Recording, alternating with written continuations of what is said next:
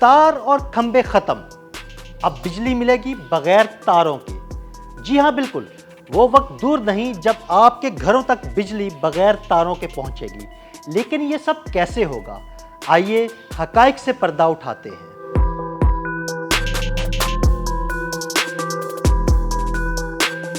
یہ تو ایک حقیقت ہے کہ تاروں کے بغیر بجلی کی ترسیل ممکن ہے، اور آج کل محدود پیمانے پر ہم اسے استعمال بھی کر رہے ہیں۔ آپ نے دیکھا ہوگا کہ آپ کے موبائل فون، سمارٹ واچز اور کچھ دیگر الیکٹرانک ڈیوائسز کو چارج کرنے کے لیے وائرلیس چارجنگ پیڈز استعمال ہوتے ہیں۔ یہ انڈکٹیو کوپلنگ کے اصول پر کام کرتے ہیں، جہاں قریب پڑی ہوئی ایک کوائل ایک مقناطیسی فیلڈ پیدا کرتی ہے اور اس کے ذریعے دوسرے کوائل میں بجلی منتقل ہوتی ہے۔ اس کے علاوہ مائکرو ویو شعاؤں کا استعمال کر کے بھی بجلی ایک جگہ سے دوسری جگہ بھیجی جا سکتی ہے۔ یہ طریقہ کار خلا میں مصنوعی سیاروں کو بجلی فراہم کرنے کے لیے ابھی تحقیق کے مراحل میں ہے۔ اب اگلا مرحلہ اور سوال یہ ہے کہ کیا بڑے پیمانے اور زیادہ فاصلے پر تاروں کے بغیر بجلی کی ترسیل ممکن ہے یا نہیں؟ تو اس کی مثال نیوزی لینڈ کی ہے، جہاں وائرلیس بجلی کی ترسیل کے حوالے سے بہت اہم تجربات ہوئے ہیں۔ نیوزی لینڈ کی ایک کمپنی ایمراڈ اس ٹیکنالوجی پر کام کر رہی ہے۔ ایمراڈ نے نیوزی لینڈ کی دوسری سب سے بڑی بجلی تقسیم کرنے والی کمپنی پاور کو کے ساتھ شراکت داری کی ہے تاکہ اس ٹیکنالوجی کی جانچ کی جا سکے۔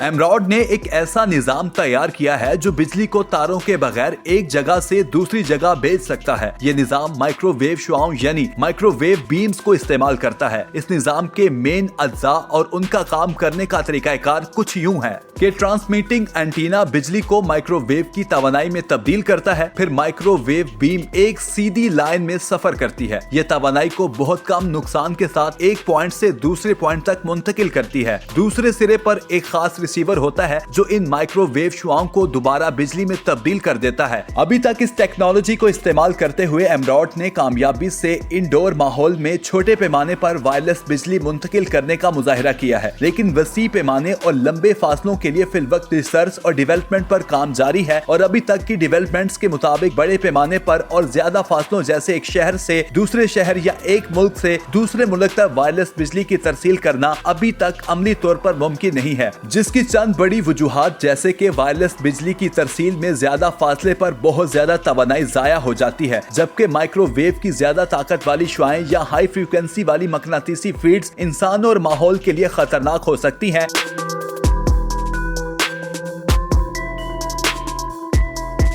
اس کے علاوہ اس ٹیکنالوجی کو بڑے پیمانے پر لاگو کرنا بہت مہنگا ہے، اس لیے ان ساری معلومات کی بنیاد پر ہم یہ نتیجہ اخذ کر سکتے ہیں کہ ابھی تک ہوئی ریسرچ اور ڈیولپمنٹ کی بنیاد پر مستقبل میں شاید ہم وائرلیس ٹیکنالوجی کو چھوٹے پیمانے پر کچھ زیادہ استعمال کریں گے، جیسے وائرلیس چارجنگ کا دائرہ کار بڑھانا وغیرہ، لیکن بڑے پیمانے پر ہائی وولٹیج کی ترسیل کے لیے روایتی تاروں کا نظام ہی آنے والے وقت میں بھی غالب رہے گا۔ تاہم اس میدان میں مسلسل تحقیق ہو رہی ہے، اور ہو سکتا ہے کہ مستقبل میں کوئی ایسا بریک تھرو ہو جو اس صورتحال کو بدل دے۔ یاد رہے کہ مشہور برقی سائنسدان نیکولا ٹیسلا نے اپنے وقت میں اس کا خواب دیکھا تھا اور اس پر کام بھی کیا تھا، لیکن ٹیکنالوجی اور مالی وسائل کی کمی کی وجہ سے وہ اپنے خواب کو عملی جامہ نہیں پہنا سکے۔ ان کا نظریہ تھا کہ زمینی فضا کو ایک کنڈکٹر کے طور پر استعمال کیا جائے اور فضا میں ہائی فریکوینسی لہروں کے ذریعے بجلی بھیجی جائے۔ ان کا یہ کانسیپٹ ٹیسلا کوائل کہلاتا ہے۔ ان کے کام کے بارے میں کچھ معلومات کے مطابق یہ بتایا جاتا ہے کہ 1899 میں انہوں نے 200 بلبز کو 40 کلومیٹر دوری سے بغیر تاروں کے بجلی مہیا کر کے چلایا تھا۔